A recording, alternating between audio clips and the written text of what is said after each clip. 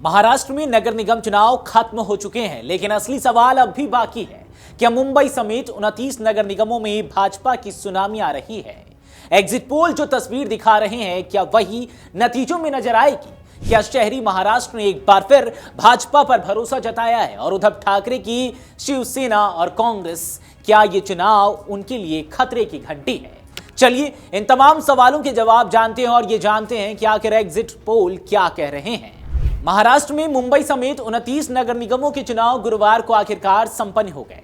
कई महीनों से चल रही सियासी गहमागहमी, आरोप प्रत्यारोप और जोरदार प्रचार के बाद अब सबकी निगाहें शुक्रवार को होने वाली मतगणना पर टिकी हैं। इसी बीच एग्जिट पोल के नतीजों ने राज्य की राजनीति में नई हलचल पैदा कर दी है। अलग अलग एजेंसियों के एग्जिट पोल संकेत दे रहे हैं कि भाजपा और उसके सहयोगी दलों की अगुवाई वाली महायुति को बड़ा फायदा होता दिख रहा है, जबकि शिवसेना, उद्धव बालासाहेब ठाकरे और कांग्रेस पीछे छूटती नजर आ रही है। नगर निगम चुनावों को महाराष्ट्र की राजनीति का सेमीफाइनल माना जा रहा है। खासतौर पर मुंबई, पुणे, ठाणे, नासिक और नागपुर जैसे बड़े शहरों के नतीजे आने वाले विधानसभा चुनावों की दिशा तय करने में अहम भूमिका निभा सकते हैं। यही वजह है कि एग्जिट पोल के आंकड़ों को बेहद गंभीरता से देखा जा रहा है। सबसे पहले बात करें एक्सिस माई इंडिया के एग्जिट पोल की, तो इसके मुताबिक भाजपा और उसके सहयोगी दलों को 131 से 151 सीटें मिल सकती हैं।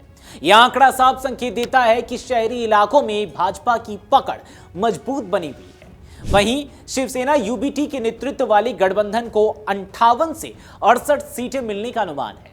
कांग्रेस के लिए तस्वीर और भी चुनौतीपूर्ण दिख रही है, क्योंकि उसके खाते में केवल 12 से 16 सीटें जाती दिखाई गई है। इसके अलावा अन्य दलों और निर्दलीयों को 6 से 12 सीटें मिलने की संभावना जताई गई है।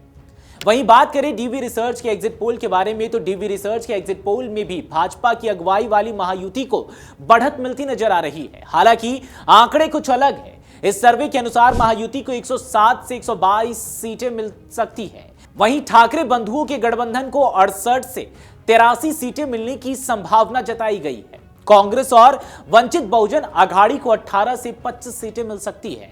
एनसीपी यानी कि अजीत पवार गुट को 2 से 4 सीटें मिलने का अनुमान है, जबकि अन्य के खाते में 8 से 15 सीटें जा सकती है। यह आंकड़े बताते हैं कि विपक्ष पूरी तरह खत्म नहीं हुआ है, लेकिन सत्ता पक्ष की स्थिति कहीं ज्यादा मजबूत दिख रही है।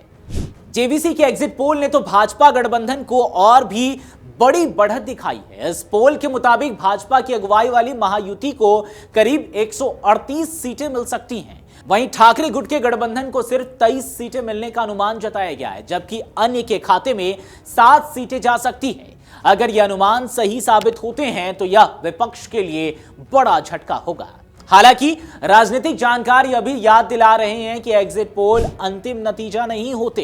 कई बार जमीन पर मतगणना के दौरान आंकड़े बदलते भी देखे गए हैं। फिर भी लगातार 3 अलग अलग एजेंसियों के पोल में भाजपा गठबंधन को बढ़त मिलना यह संकेत जरूर देता है कि शहरी मतदाताओं के बीच उसका संदेश असरदार रहा। अब असली तस्वीर शुक्रवार को मतगणना के बाद ही साफ होगी। तब तक यह तय होगा कि एग्जिट पोल के अनुमान हकीकत में बदलते हैं या महाराष्ट्र की राजनीति में कोई नया मोड़ आता है। फिलहाल इस एग्जिट पोल के आंकड़ों पर आपकी क्या राय है, और आपको क्या लगता है कि महायुति और विपक्ष की जो लड़ाई है, इसमें कौन बाजी मारेगा कल? हमें कमेंट सेक्शन में जरूर बताते जाएं। अगर आप ये वीडियो YouTube पर देख रहे हैं तो हमारे चैनल को सब्सक्राइब कर बेल आइकन दबाएं, और Facebook पर देख रहे हैं तो हमारे पेज को लाइक करें।